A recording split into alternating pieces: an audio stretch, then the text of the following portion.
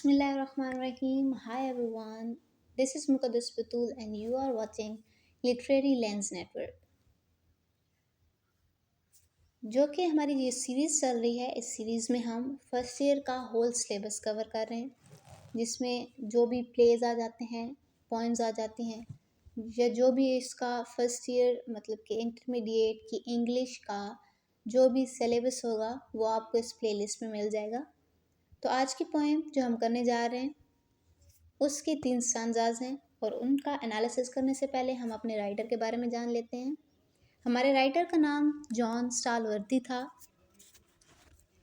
He was born in London on 18 January 1935 to New Zealand parents. कहते हैं कि वो जो है 18 जनवरी 1935 को पैदा हुए। जब ये पैदा हुए, ये कहाँ पैदा हुए? लंदन में पैदा हुए, ठीक है। लेकिन इनके पेरेंट्स बेसिकली कहाँ से बिलोंग करते हैं? न्यूजीलैंड से बिलोंग करते हैं। इनका पेशा मतलब अभी तो इनको हम जॉन स्टालवर्दी के नाम से जानते हैं, लेकिन फिर बाद में इनको सर जॉन के नाम से जाना जाता था। मतलब कि इनके नाम के साथ सर लग गया था बिकॉज ऑफ हिज सर्विसेज, ठीक है। इन्होंने बहुत अच्छा सर्व किया था, इनको एक अवार्डेड नाम मिल गया, ठीक है। अब ये प्रोफेशन से एक सर्जन थे और प्रोफेसर थे, ठीक है। मतलब इन्होंने गायनी में इन्होंने कुछ ना कुछ कर रखा था, इनको एक्सपर्टीज उधर थी। तो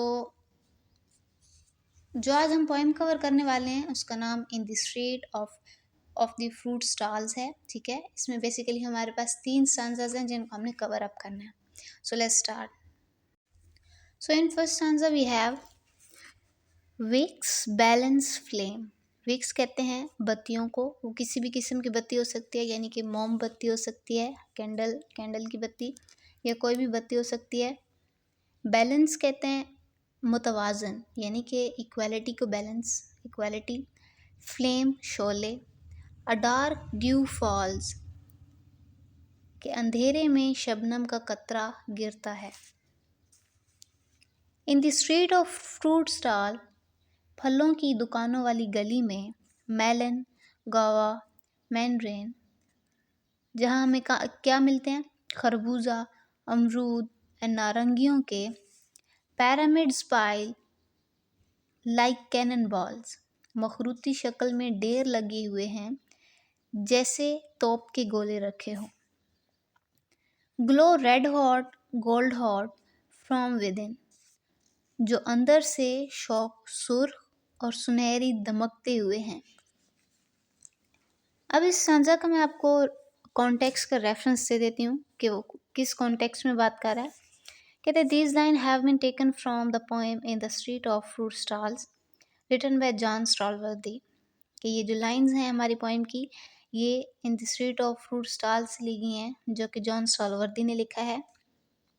The poem throws light on the existence of pleasure and sorrows in human life at one and the same time। कहता है कि पोएम जो है वो हम रोशनी डालती है 2 इंसिडेंट्स पर। वो 2 इंसिडेंट्स क्या हैं कि एक इंसान की ज़िंदगी में खुशी के लम्हात भी पाए जाते हैं और दुख के लम्हात भी पाए जाते हैं एट द सेम टाइम। मतलब एक इंसान की लाइफ में एट द सेम टाइम दोनों चीज़ें, मतलब वो खुशी को भी महसूस करता है और गम के कुछ लम्हात को भी महसूस करता है। On one hand, the world is full of miseries and suffering on account of the inhuman and devilish activities of human beings। कहता है कि एक हाथ पर अगर हम देखा जाए तो जो इंसान खुद जो अपने बुरी सरगर्मियों में मतलब मुंसलिक होते हैं, बुरे काम करते हैं, उनकी वजह से ये दुनिया जो है सफरिंग्स और मिजरीज से भरी हुई है। लेकिन क्या होता है, on the other hand the pure and innocent activities of the children make it a place worth living.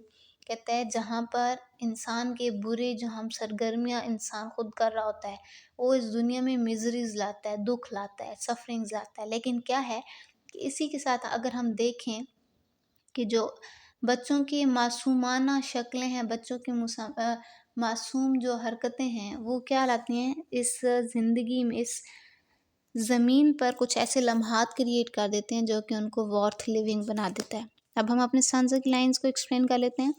These lines present the scenes of the street where there are numberless fruit stalls attracting the attentions of buyer।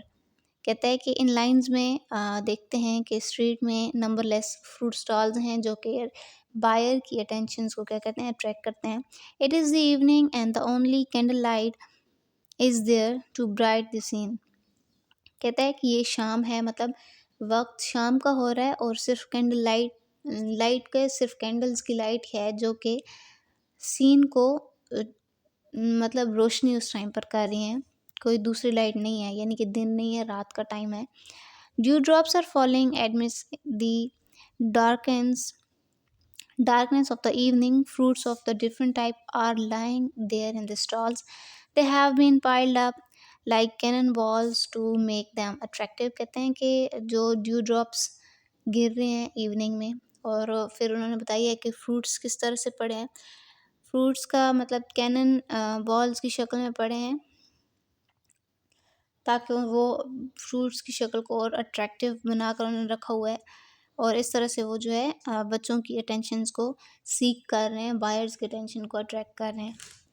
Second stanza है हमारे पास, dark children with the coin to spend. अब देखें dark children इन्होंने क्यों लिखा है specific, इधर रेसिज्म को भी थोड़ा सा शो कर रहे हैं। डार्क चिल्ड्रंस मीन गरीब लोगों के बच्चे, ठीक है। तो कहता है गरीब लोगों के बच्चों ने सिक्का उठाया हुआ है ताकि वो आकर खर्च कर सकें।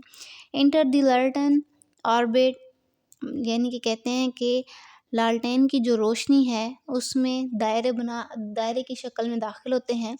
फाइंड मेलन गावा एंड मैड्रिन, कहते हैं कि वहाँ उन्होंने खरबूजे, अमरूद और नारंगियाँ देखी हैं, मिलती हैं उनको। The moon compacted on to the rind, कहता है चांद घुटकार छलके में समा गया हो। यानी कि वो इस लाइन से वो हमें ये बताना चाह रहा है राइटर कि जो वो फल हैं ना वो मज़ीद दिलकश लग रहे हैं चांद की रोशनी में। The sun is painted the sun in the painted skin, और सूरज मसामदार छलके में उतरा हुआ हो। अब हम इनकी लाइंस को एक्सप्लेन करते हैं जिससे आपको ये स्टैंज़ा बहुत ही अच्छे से समझ आ जाएगा। क्या कहता है, the children belonging to the ordinaries families are standing there in the dark atmosphere. They have some coins with them to buy the fruits of their own choice. They come with in the range of the lamp light and make a choice. वो कहते हैं, अब उन्होंने बताया कि गरीब बच्चों और गरीब लोगों के बच्चे हैं, उन्होंने हाथ में सिक्के उठाए हुए हैं और वो फ्रूट अपनी मर्ज़ी से ख़रीदना चाहते हैं। और फिर उन्होंने थोड़ा-सा बता दिया है कि जो चाँद की रोशनी में फल मज़ीद दिलकश लग रहे हैं, ठीक है। अब लास्ट स्टैंज़ा है हमारे पास, कहता है they take it break it open. उन्होंने दे यानी कि वही गरीब लोगों के बच्चे, टेक इट फलों को लिया, ब्रेक इट ओपन और उनको तोड़कर खोला, let a gold and silver fountain wet, और उनमें से उन फलों में से रस निकलता है, और जो कहता है कि एक सुनहरी और सुनहरी रंग का रस निकलता है, उसका फव्वारा निकलता है जो कि इनको गीला कर देता है, इनके उनके हाथ वगैरह को।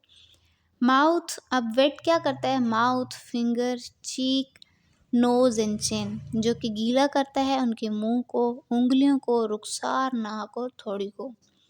Radiant as lantern, they forgot the dark street I am standing in। कहता है उनके चेहरे में लालटेनों की रोशनी उनके चेहरों को रोशन कर रही है, और वो इस रोशनी में भूल जाते हैं कि हम एक तारीक गली में खड़े हैं, ठीक है। मतलब उनको अपनी प्रेजेंस ही भूल जाती है कि वो कहाँ, वो उस चीज़ से इतना लुत्फ़ अंदोज़ हो रहे होते हैं, इतना उनको प्लेयर मिल रहा होता है, इतनी उनको खुशी महसूस, मतलब वो उस मोमेंट को जी रहे होते हैं, ठीक है।